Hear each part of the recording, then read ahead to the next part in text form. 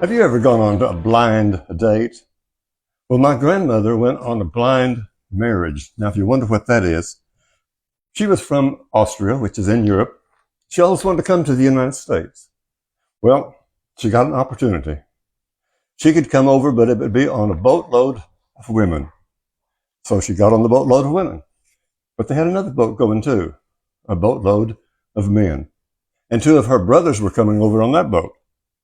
Well, on the trip, her two brothers really got to be close friends with the guy that was on there. So they decided that was going to be her husband. So they planned it all. So when they got off the boat, they approached her and they said, "This is going to be your husband." That's the way it was back then. No courting, no drive-in theaters, just, "This is going to be your husband." She said she looked at him and she thought, "This is the ugliest guy that I have ever seen." She said, "I thought about getting back on that boat. If that trip hadn't been so arduous, I would have gotten back on that trip, on that boat, and gone right back to my own home country." Well, she didn't. So she and the brothers and her fiance that she's going to marry, I don't know how they got there, but they wound up in Colgate, Oklahoma in 1896. Now, I said Oklahoma, but it's really just Indian territory there. And probably or possibly one reason they stopped there, a couple of them. One of them is she would not be married by anybody but a Catholic priest. And the first Catholic church in Oklahoma was in Atoka, Oklahoma, and that's just a short ways from Colgate. So I'm sure that had something to do with it. Now, also the other thing was this. In Indian territory, there had been problems with the citizens of the United States and with the Indians, and in that Indian territory, the white people that were citizens here were not supposed to be able to go there. But there was a little caveat here. These people yet were not citizens, they were immigrants. So the immigrants actually had an opportunity over the other people here. But they also came for this reason. The reason they wanted to go to Indian territory was there was a lot of coal there, and they had coal mines.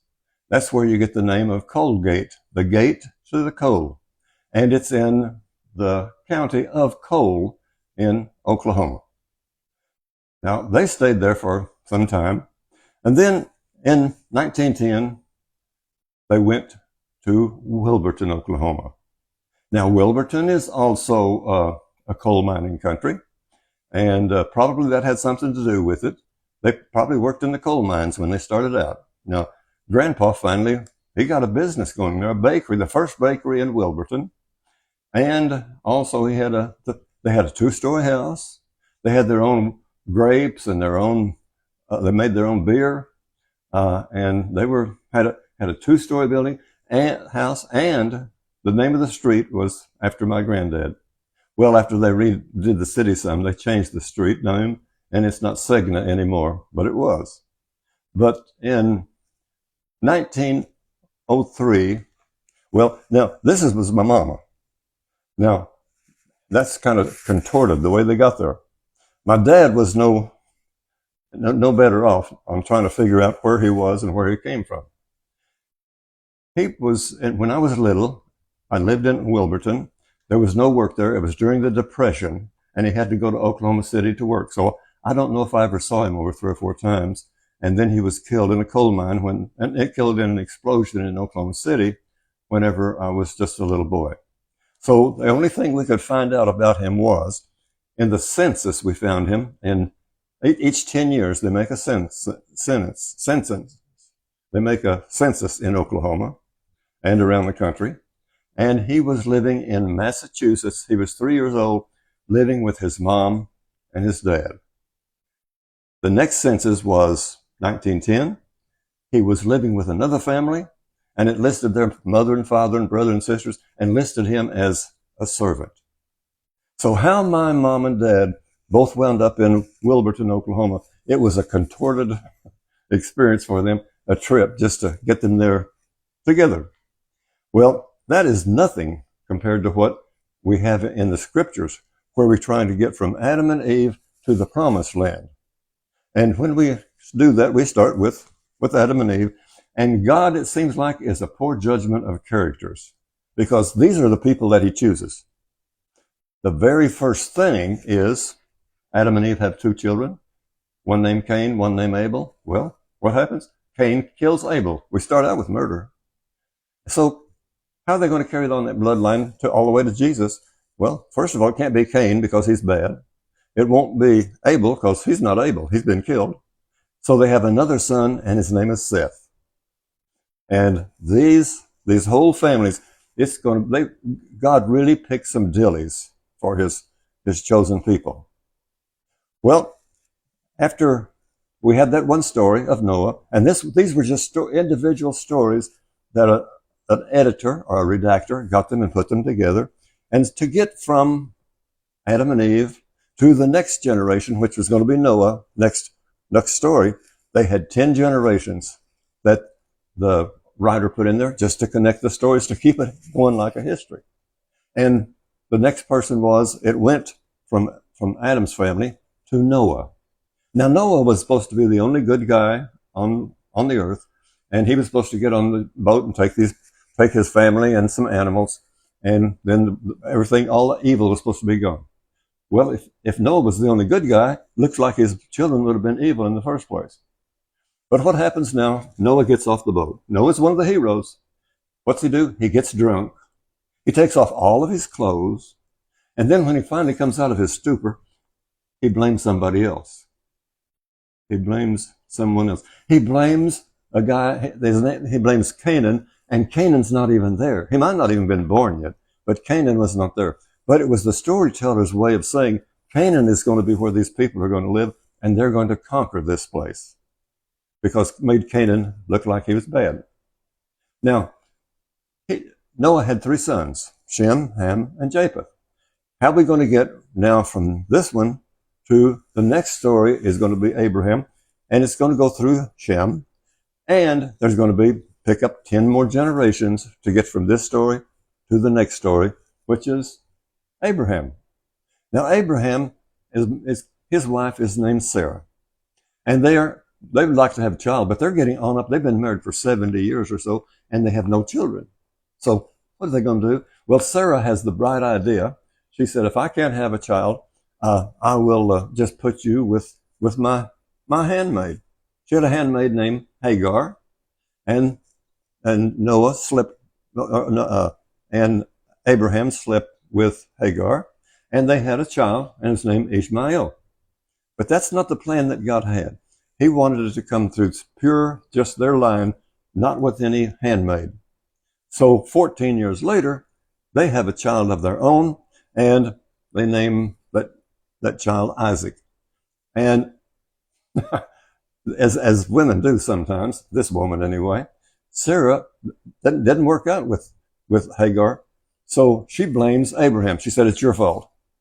But anyway, she runs them away, and we go on then, and we have just that one child, and his name is Isaac. And you're not going to have the whole world populated with many nations that you're going to rule like Abraham has promised if you only have one child. So that one child was named Isaac. Well, it came time as Isaac grew up, he wanted to get married, so he went and found one of his relatives. It had to be some relative. He married his cousin, and her name was Rebecca. Now, they had 2 children. They had the first one, the oldest one was named Esau. The second one was named Jacob. But it tells you, just to tell you what the story's about, as Esau's born first, Jacob is holding on to his heel. You have to realize this is a story. He's holding on to his heel, which means he is going to rob Esau. Esau's supposed to get the promise because he's the oldest. He's supposed to get the inheritance. But Jacob, that holding on to his heel, tells you it's a hint. This writer is giving us that he's going to rob him also of his inheritance. So he, with the help of his mama, they deceive Esau and Esau's daddy. And Jacob robs Esau of his inheritance and his blessing. So now Jacob, it's come time for him to get married. So he's got to marry somebody from the family. So he goes and visits his uncle Laban. He's going to marry his cousin. He finds a girl there that, he loves her. She's beautiful. Her name is Rachel. And he and Laban make a deal. Jacob says, Uncle Laban, I'll work for you for 7 years if you will give me your daughter Rachel in marriage. He said, done deal. He's going to be deceitful, just like Jacob was deceitful, just like in the first one we had murder. This is one dysfunctional family. Well, in this one, he's going to work for 7 years, and he does, and he comes and he says, I finished my 7 years now. I get to marry Rachel. And the daddy says, Uncle Laban says, okay. So they have a wedding. Now, I don't know if Jacob drank too much or if the wife came with a veil on her, but whatever. But Laban tricked him and didn't send him Rachel. He sent him his older daughter that Jacob didn't really care for. And Jacob got upset. So he went to him and he said, well, that's bad what you did. He said, well, we got to marry the oldest one first. He didn't tell him. He knew all this trickery to start with. He said, we got to marry the oldest one first. And Leah is older than Rachel. And he says, okay, I'll work 7 more years to get Rachel. So he worked for 7 more years. And then Rachel is just like Sarah was. She cannot have any children. But Leah starts having children. She has 1, 2, 3, 4 boys she has. Well, Rachel she's just beside herself. She said she just as soon die as not have children. So they had a practice that I'm going to give you my maidservant. And she gave her maidservant named Bilhah.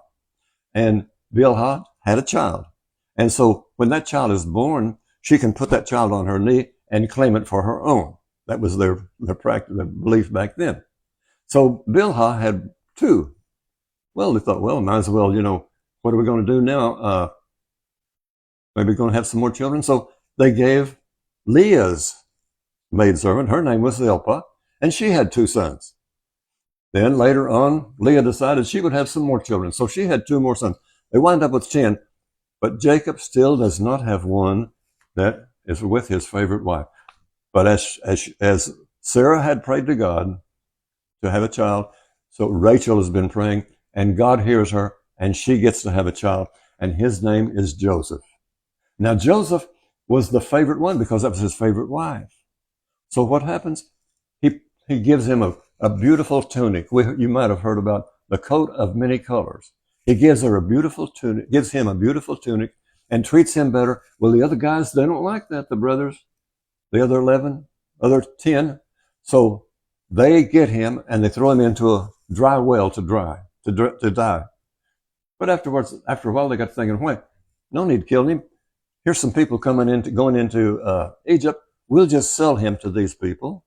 So they did. They sold Joseph to some people called Ishmaelites, the descendants of Ishmael.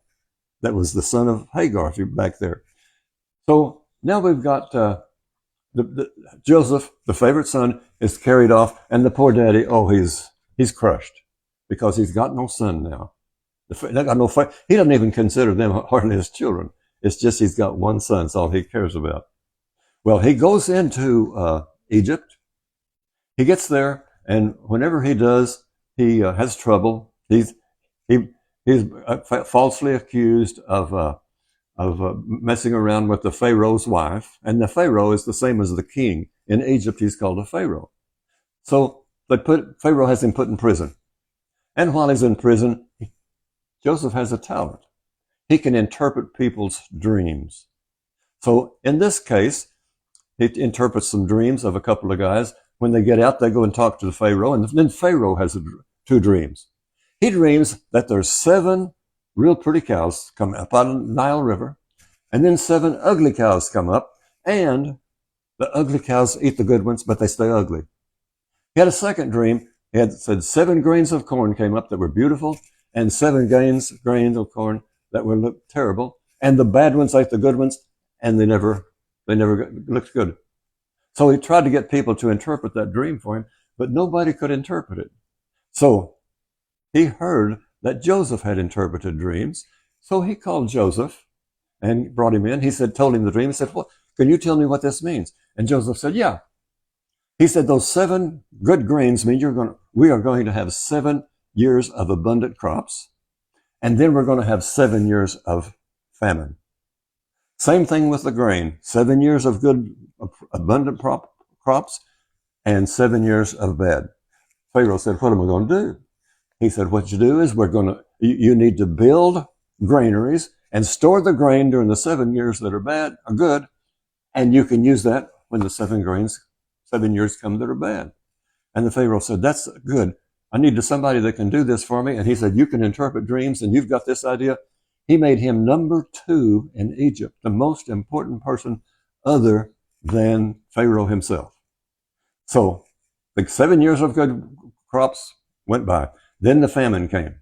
Now it didn't come just in Egypt. It came all over the world, especially in Canaan, where Jacob and his other 10 brothers lived. Now he's got 11 brothers now, because in the meantime, Sarah does have another child named Benjamin.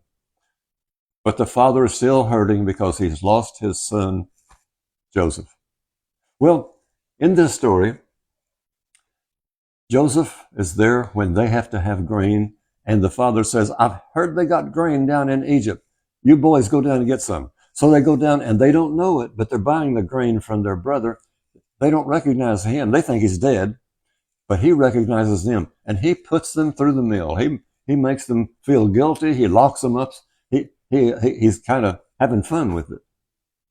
Well, after a while, it gets to bothering him too. So what does he do? He tells them who he is, and they all cry, and they all get all warm feelings. And then they tell the daddy, and the daddy, it's a wonder he didn't have a heart attack. He said, "All of these years I've been thinking that he's dead." So he said, bring your daddy back here. And he said, "I'm in control of everything." So he gave them the best land. He gave them the best cattle. So while everybody else was hungry, his family was better off than ever.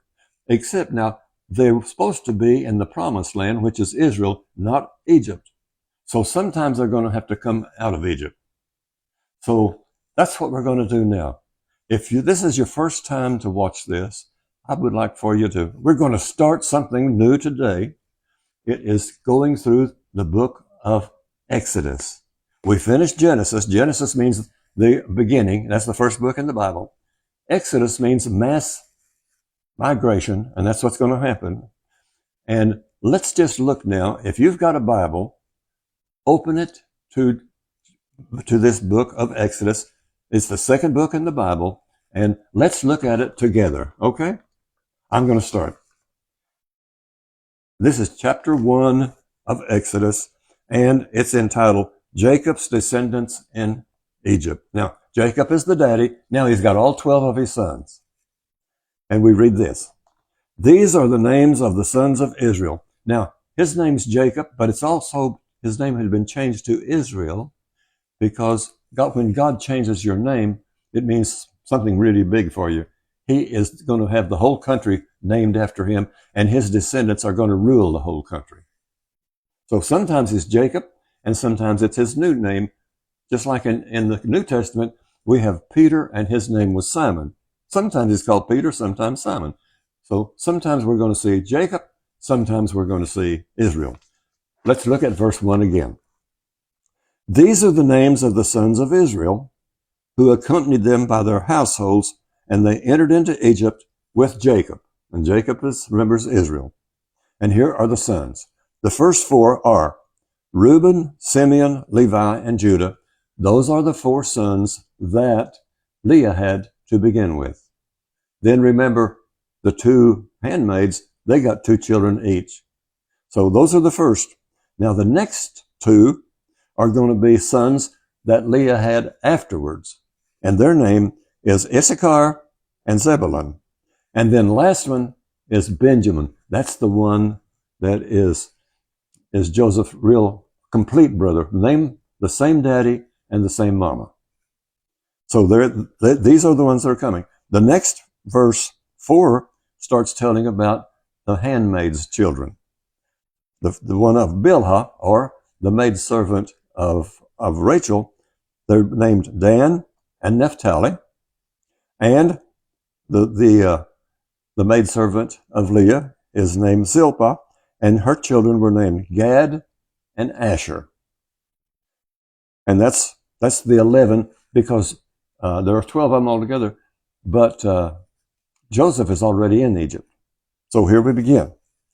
Verse 5, the total number of Jacob's direct descendants was 70.